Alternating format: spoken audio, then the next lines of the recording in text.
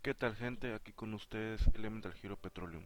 En esta ocasión les traigo el primer de tres unboxing de Legendary Duelist Immortal Destiny, que consta de 36 sobres y 5 cartas por cada uno, asegurando al menos una carta rara por sobre. Sin más, los dejo con el video.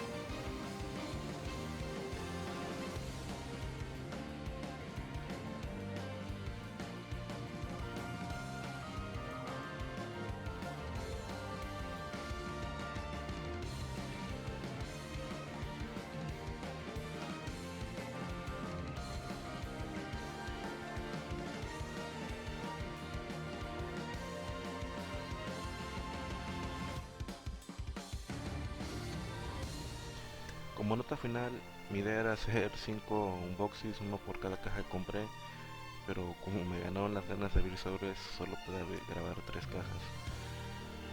En lo más relevante que salieron en las otras 2 cajas anteriores fue Heavy Hero Gold, el que te busca la Dark Alien, que es uno de los objetivos de estos unboxing con Malicious Bane. Son las cartas Showprint de esta caja, son las más caras. Una está en $70 Gold y Bane está en casi a los $100, $90 al momento que grabo este video.